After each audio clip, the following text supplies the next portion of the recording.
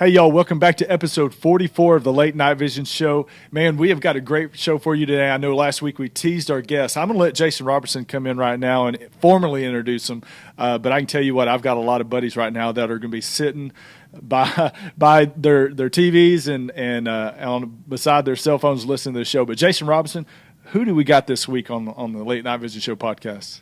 Hey, Hans. Yeah, I tell you what, I'm very excited. We have got Glenn Guess, and a lot of people are going to know that name right off the bat. It's a household name for a lot of people. Glenn is the owner and founder of Hog Zombies, and that is a very popular YouTube channel and a Facebook page. And Glenn is best known, I think, for his ability to call wild animals, specifically hogs.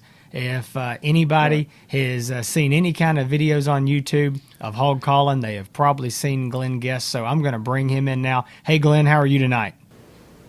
Good. How are y'all? Man, we're doing great. Doing great. Hey, we appreciate you being on the show. Again, for those that don't know, Glenn is from North Texas, and he is a hog hunting extraordinaire. He kills a lot of hogs. He calls a lot of these hogs in, does a lot of video, and you can see those videos again on YouTube. Just look for Hog Zombies, again, Facebook as well.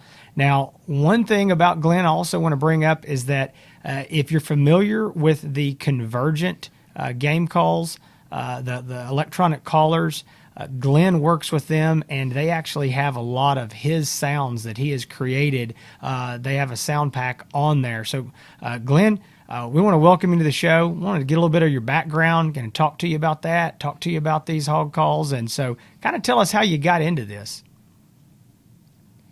Well, I started hunting hogs about 26 years ago, and it was, I guess they kind of chose me. I didn't choose them.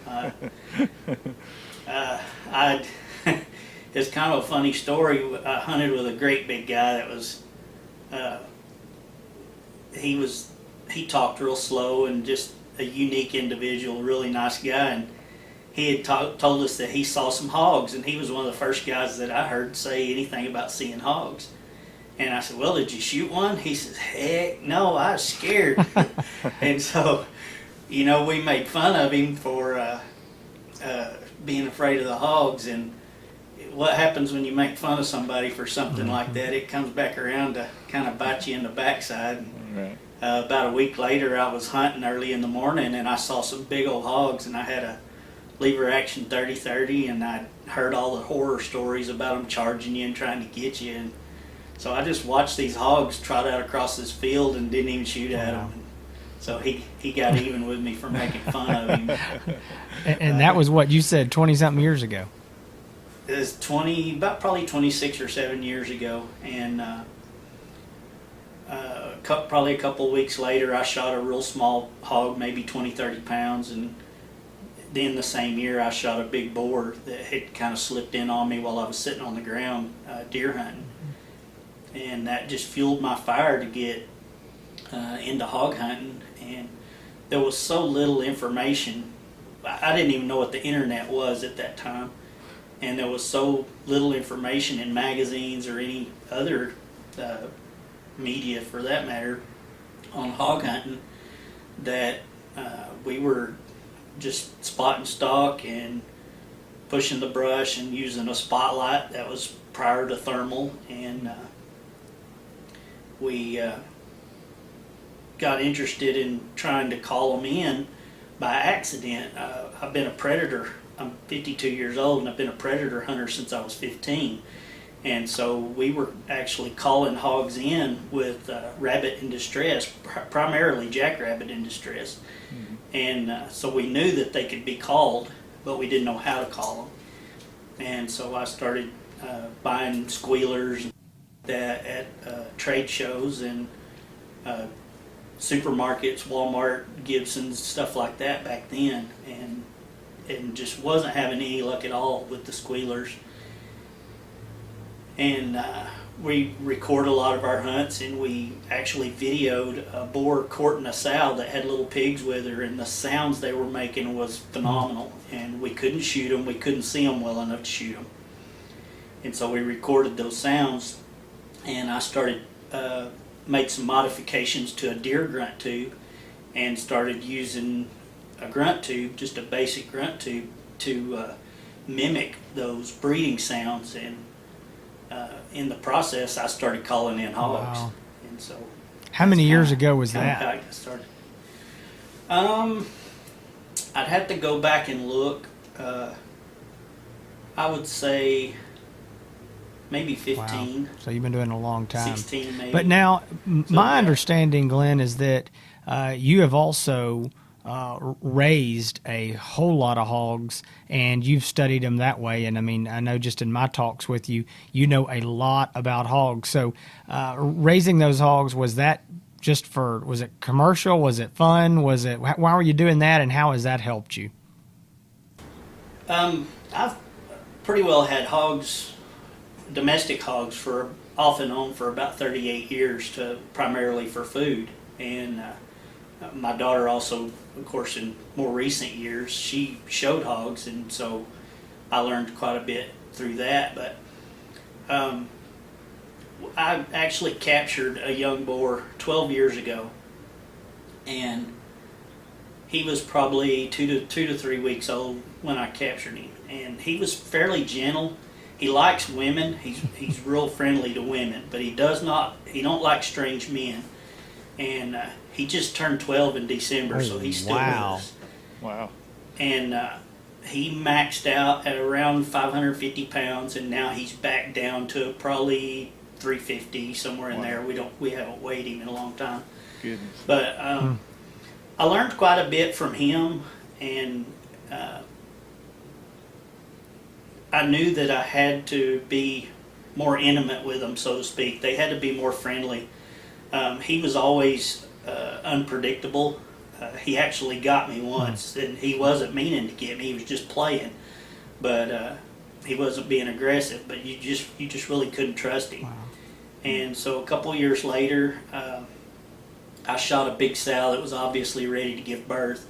And Michelle and I, that's my wife, and she actually hunts more than I do. I'm just a cameraman. So, I've noticed that on your But, videos. I wasn't going to bring that up, but she's a real hunter. yeah, she hunts with or without me. She doesn't need me there to hold her hand. She's the real deal. And seriously, she hunts more days than I do. But anyway, we shot a big sow, and it was obvious she was ready to give birth. And we cut her open really quick. You've got 3 minutes from the time their heart stops until the babies are dead. And so we cut her open. She had 6 pigs in her. We started working on the pigs, trying to get them to breathe.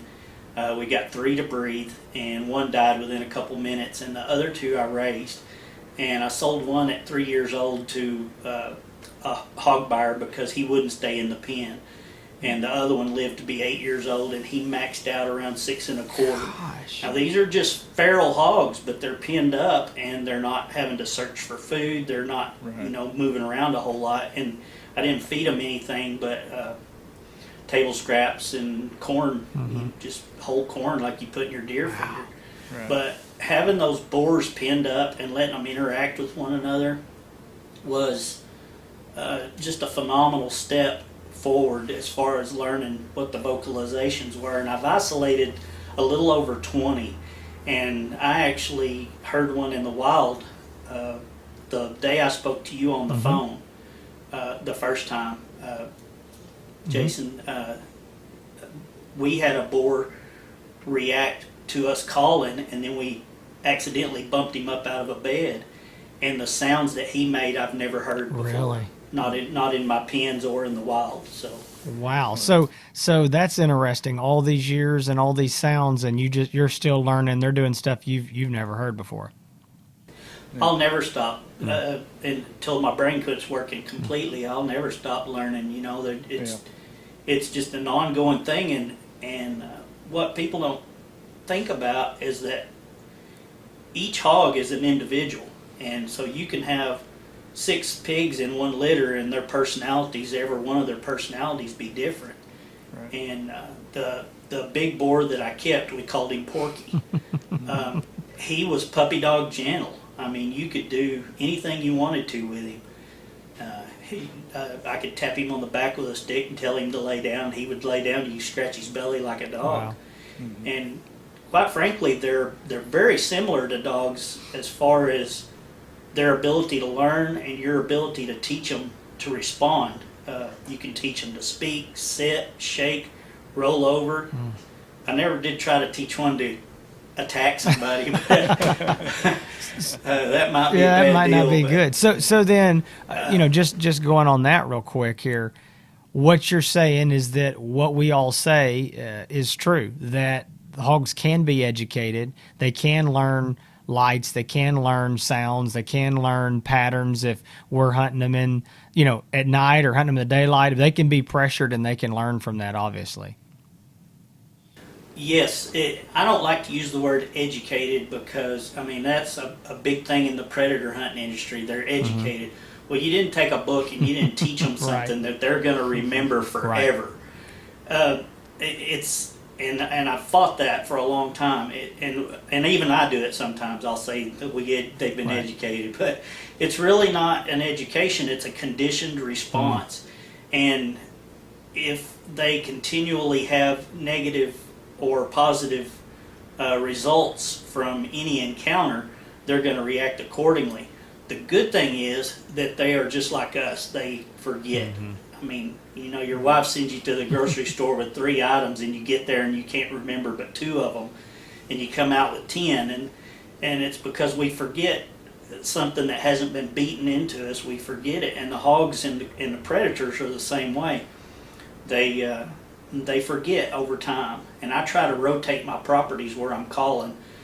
We put a lot of pressure on them real hard, and then we'll leave them alone for a little while and then come back to them again. So that is the difference in an education then. An education would be that they've learned it, and it's a memory they have, and they've learned it for life. But I see what you're saying. It's they're just reacting to a negative pressure, something they don't like, and they can go right back to it when the pressure is removed or whatever it is. So, and go ahead, Glenn. Sorry. Go ahead. Well, I was going to say I get the whole education thing because my wife hasn't educated me to take the trash out yet, and she reminds me of that a lot. But I would, there is a lot of buzz right now going on, Glenn, and a lot of people that I talk to, a lot of people that have been reaching out to me when knowing that you were going to come on the show about the new Convergent collar, the Bullet. And I know that you're doing some work with them right now and put some hog calls together for them. How did all of that come about, and where can they get that, and where can they get your calls, and kind of give us some information on the new Bullet? The Bullet's actually been around for a few years. It's just taken a while for them to get it out to the market. But Byron South is one of the owners of Convergent Hunting Solutions. And Byron and I have been friends since 2004. And so that's how we got acquainted. And at the time, I was recording sounds for another call company, and not hog sounds. They weren't interested in the hog sounds. They were interested in my predator prey sounds. So with lack of interest in the hog calling aspect of it, I talked with Byron and told him I wanted to test my sounds on his speakers. And I actually had some cording sounds that were so low volume that they wouldn't even play on other systems.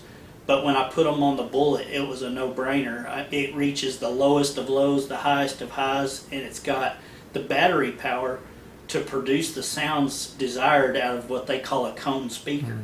And the sound quality of the sound does make a difference. You can call hogs with lesser quality sounds, but consistent success is going to rely on putting it through that system. And I test all my sounds on that system, so they're adjusted to sound the way we want them to on that system. And I test them on my hogs and see how they react to them, and then I test them in the field extensively before I let anybody hear them or use them. So, Glenn, where do you get these sounds? Explain. I mean, I'm not asking for trade secrets here, but I mean, are these are these actual sounds that you're getting from hogs, or are they something that you're reproducing, or where are these sounds coming from? They're actual hog sounds. We, like I say, I've had captive hogs for over 12 years, and so we've collected quite a few, so I can actually record those sounds from them. And incredibly, I've recorded a lot in the wild. One instance, we were calling, and 3 groups of hogs came in to us from different directions. And when those 3 groups of hogs got together, it creates territorial friction within sounders. 3 different sounders are coming together, and they do not like to mix family groups, which is a sounder. When a stranger comes into that sounder or that family group, it's total chaos, and that's actually the name of one of my sounds. But when those 3 hogs got together, 3 groups of hogs got together, the sounds were incredible. You could hear aggression, you could hear protection, you could hear babies squealing, you could hear boars trying to court and boars fighting. And there's one particular sound in there that I had never been able to record in the wild. It sounds like a dirt bike warming up, and it's just really cool to hear those sounds in the wild. And since we always carry our cameras with us, and we've got high quality recording systems built into the cameras now, and we can record some pretty good sounds. There are gonna be outside sounds, leaves rustling, sticks breaking, wind blowing, crickets chirping, birds singing, whatever. But those are all natural sounds, so I try not to edit them out, because in the process you're editing out some of the hog frequencies at the same time. And it's better just to leave those natural sounds in there and see how the hogs react to them. That's quite interesting. That I'm telling you, that's something else. So I mean, you heard it from Mr. Glenn Guest. Those calls are authentic. But let me ask you this, because there's a lot of people out there that try to call hogs. They sometimes they think they got it figured out, and then they realize that they don't. What is the number one mistake that people usually do when it comes to calling in hogs? I think underestimating their scent capabilities to start with, and underestimating their eyesight is an incredible oversight, and it's a myth. Okay. Hogs' eyes are extremely similar to human eyes. And I've had hog with 40-mile-an-hour wind in my face. I've had hogs spot me moving across a field at 400 yards and react to that. So, but something else that we started tinkering with this year, and this guy's not a sponsor, but he makes a good product, and it's a Cirrus wind detector, and it actually puts a vapor into the air. And we started playing with that this year, I think back in the summer, quite a bit. And I was amazed at how you've got a 15, 20-mile-an-hour wind in your face, that scent is going behind you and hitting an obstacle or an obstruction or something behind you, and it ends up in front of you. And I would have never known that without that. I just never thought about it without that vapor floating through the air for me to watch. And so a lot of times, people are getting busted by the wind. Right.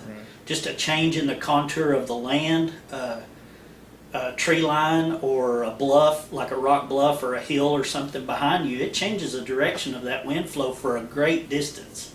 Right. And playing too loud, a lot of times guys they don't think that those animals are hearing them, and they get the volume too loud. And I've been guilty of that myself, because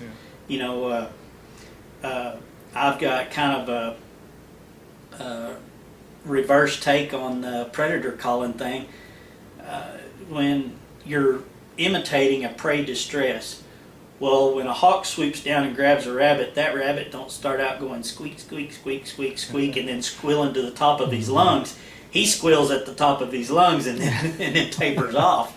Right. And so that's the way, I predator called that way for years. But I've got some sounds for predator calling now that are also available through Convergent, and they're just simple rodent squeaks, and I've been incredibly successful, especially on cats, with those sounds. And just I've got a weird take on things, I guess, when it comes to getting animals to respond. I just keep tinkering with them until I get the response I want. Well, yeah, and the rest of us just turn our collar up louder and then go home. So, yeah, I'm glad you keep tinkering and are teaching us. Well, hey, I want to bring something up too that I know that this is something that Hans and I talked to you about this the other day, but it's something that Hans and I have stressed, and obviously as a thermal dealer, it's in my best interest, but it is something that Hans and I both do, and that is, and I know you do too, it's use thermal.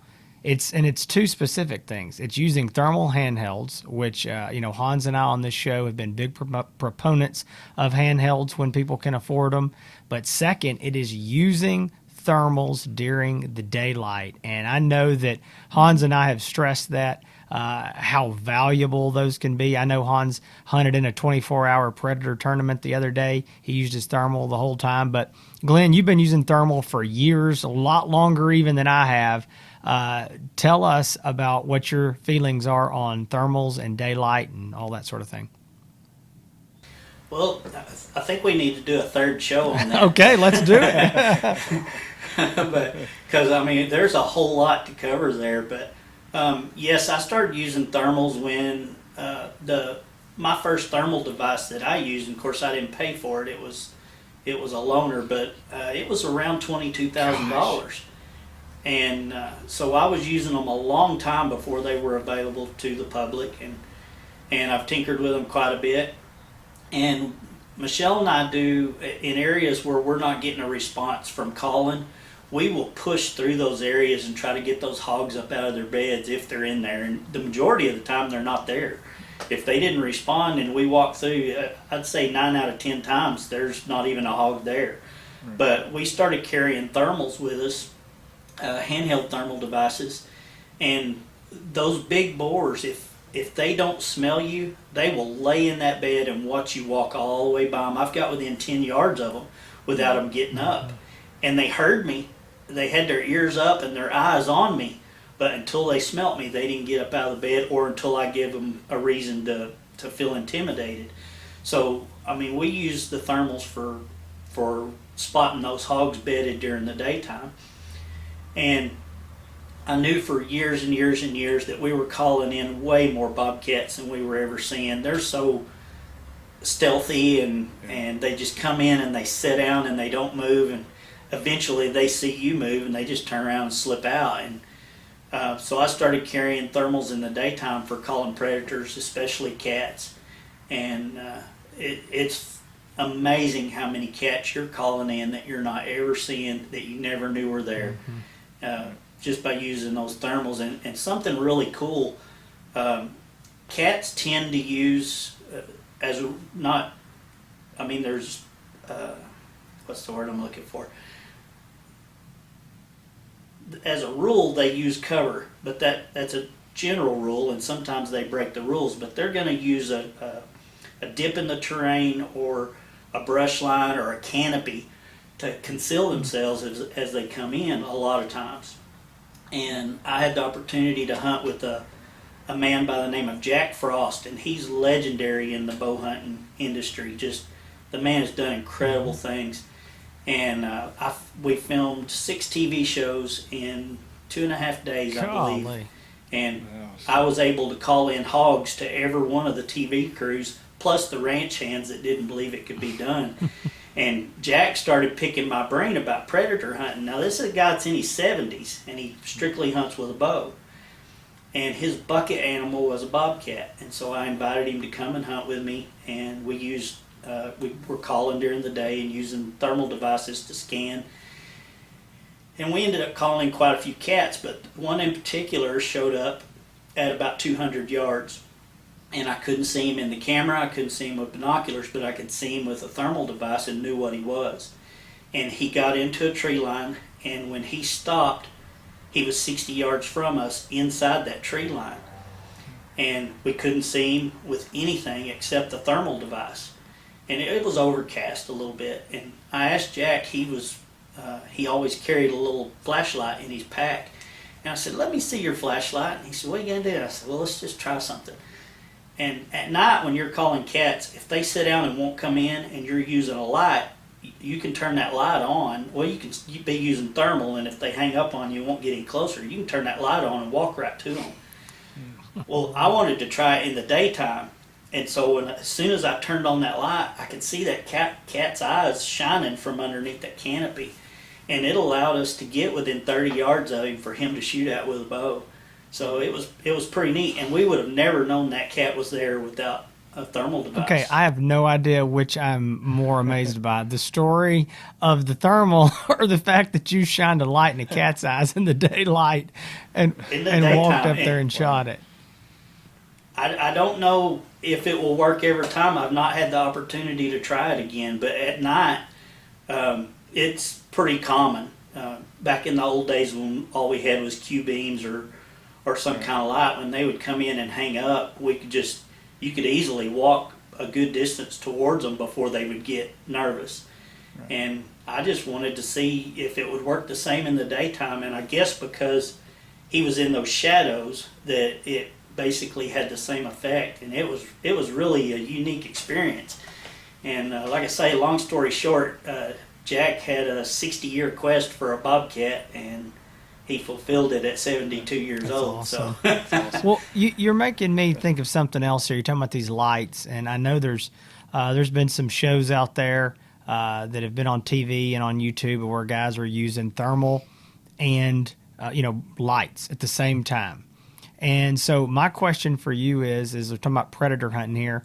What is the deal with lights, white lights, green lights, red lights, and animals? Let's talk about hogs too. I mean, I know that I have seen personally where somebody flips on a green light or a red light or a white light, and the animals just bust out. I've seen times where they don't. So what's going on there? I mean, in all your years of experience with predator hunting and hog hunting, where do lights play into this, and what's going on?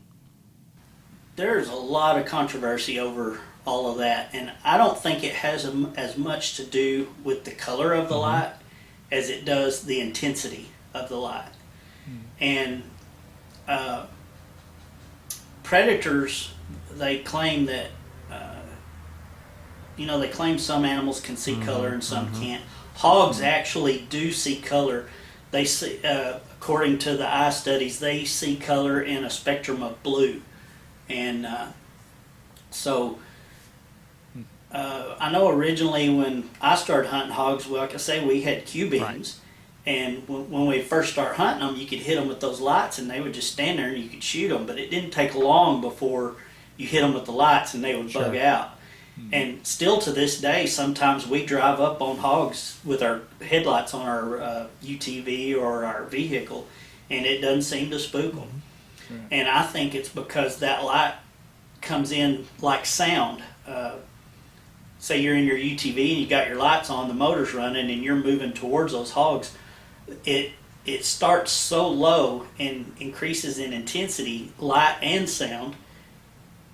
As long as you don't change anything, you can get out and kill those hogs. But if you kill the lights or you kill the motor, those hogs are bugging out, and it's that change. But there's lots and lots and lots of controversy over the red, white light on predators. I use a white light because I like to see what's coming. I keep them in the halo until they get close, and I slowly just get that light more intense and more intense on them. And, I mean, you've seen videos out there, and I've done it with really bright lights on hogs and predators and had them within 50, 60 yards of me. But the hogs adapt to the color pretty quick. We field tested some red and green rifle-mounted lights at one time. And we first started using them. They were all working really well and continued to work really well for a long time. And then one day the green ones quit working. As soon as we hit them with that green light, boom, they were gone. And it didn't matter if it was slowly or immediately with the light, high intensity, as soon as that green light came on, they were gone, and it just bewildered me. And one night we were over there scanning with thermals, and all of a sudden I see this big green laser going through all the trees on the property next door, and it was a bunch of teenagers around shooting varmints and shooting hogs and whatever, and they were using one of those big green lasers. So they had conditioned those hogs to avoid that green light pretty quick. Yeah. So again, they're not stupid. They're not stupid. No, sometimes I think the ones in the pens are idiots, but they're extremely smart. Well, I do believe the sound thing and the light thing, but what I found too, driving up on, whether it be in a truck or if you're in a UTV or whatever, if you pull up, I always try to leave that truck running or the UTV running, because again, it seems like as soon as you kill it's when they run off. So I mean, I've experienced that firsthand. Now we talked about when people are trying to call, they're getting frustrated because there's nothing's really coming in, the mistakes they're making. What can you tell us? What can you tell the listeners as far as setting yourself up to have a good, successful hunt with a caller, other than getting your calls with the Convergent Bullet? What can people do to be able to have a successful hunt or experience calling in hogs? Is there any keys to success on that? Yeah, when I first started, when I got successful enough with it that I could start teaching people how to do it, and I started sharing it with the public, I met with a lot of controversy, and there's a lot of so-called expert hog hunters, and I don't like for people to refer to me as an expert, because I don't think you're an expert until you've got it 100% figured out, and I'm not nearly there. So, but I do know a lot about it, but there was a lot of hatred coming out of that, because I was claiming to call hogs. But my thing is, I wanted to share with people and get people, hey, this is another method, this is another tool that we can use to possibly draw hogs off of property that we can't hunt onto property that we can hunt, draw them out of those thickets that are impenetrable and bring them to you. And when I started giving seminars on it and talking to people, I wanted them to know that it wasn't a magic trick. It's not going to work every single time, and just like calling anything, sometimes they're going to respond positively, sometimes negatively, sometimes not at all. But I told people, if you don't already know how to successfully hunt hogs, then you're not going to have success. Well, I was wrong. There's a lot of young people that are getting in an area with a lot of hogs. They're firing up that call and calling hogs in. But it gives them the wrong impression. They expect that reaction out of the hogs every single time, and it's not going to be like that. And so, number one is use the wind to your advantage. Number two is don't go to a 300-acre lease and play the stereo and build a fire and ride your ATV and sight in all your rifles and expect to go call in hogs. It's not going to happen. And one of the most common questions that I get from people is they tell me that there's hogs at their feeder every day. They've got them on the camera every day between 8 o'clock and 10 o'clock every single day except when they're there. Why are they not coming in when I'm there? Well, that's obvious to me, the reason why. And that is because you're doing something that allows them to know you're there. And that's the only logic. Now, there's going to be occasions where they just happen to not show up when you're there. But if it happens every single time that way, it's your mistake that is letting them know that you're there. Right. And you have to take into consideration all that stuff to be successful. You don't want to go swimming in a pool of water and then turn around and start throwing a bass lure trying to catch a bass. It don't usually work out too good. Right. And, calling hogs is like calling anything else. When they're on, they're on. When they're off, they're off. And there doesn't seem to be a happy medium, and I don't know how to turn them back on when they turn off. But at some point in time, within a 24-hour period, they're going to turn on, and predators are the same way. No matter what animal you call, you're going to have aggressive responses, you're going to have curiosity responses, territorial responses, fleeing. You know, how many times have you called a turkey, tried to call a turkey and had him turn around and run the other way as fast as he could, rattle to a big white-tailed buck that you can see and him run away, or call to a coyote and him run away?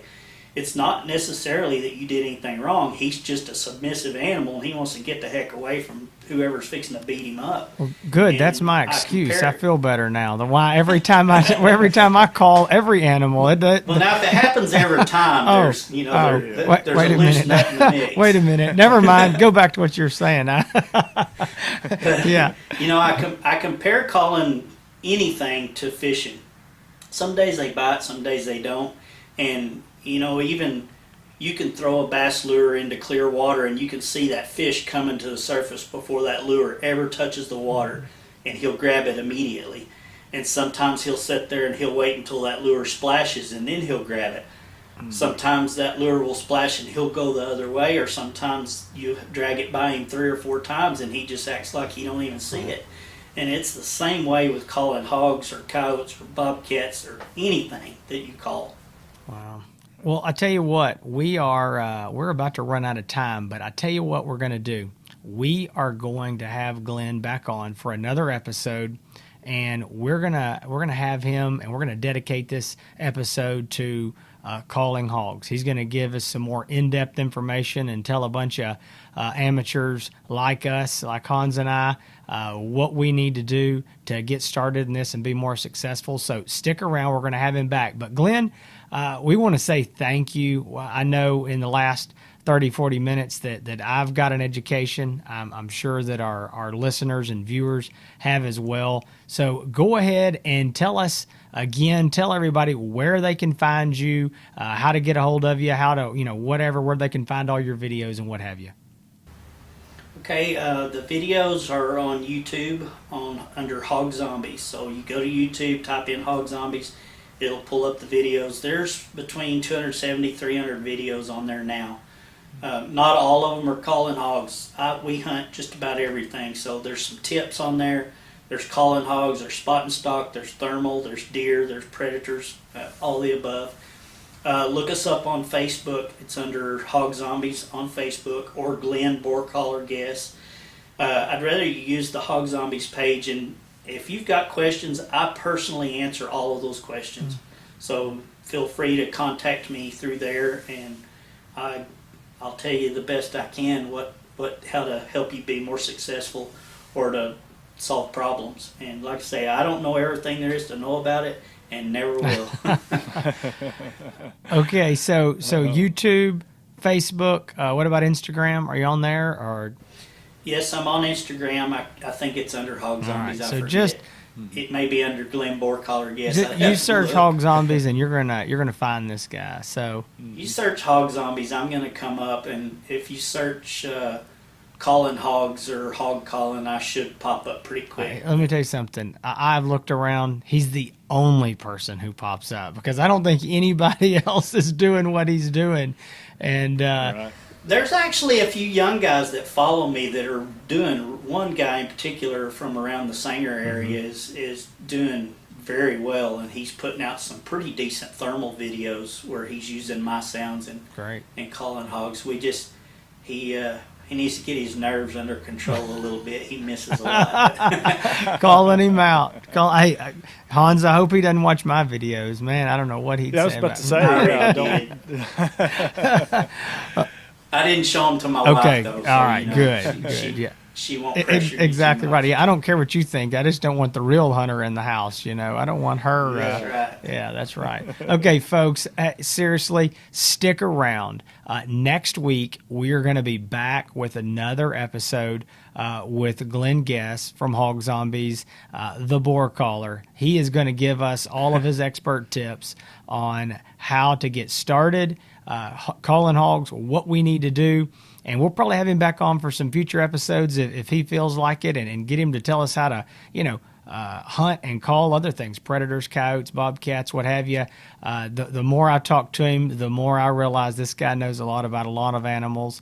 And I don't know if I'm getting educated or I'm responding to this pressure, but I know that I've enjoyed it and I've learned a lot of stuff. So again, stick around for next week and you will get to hear all of his tips and tricks for calling in hogs.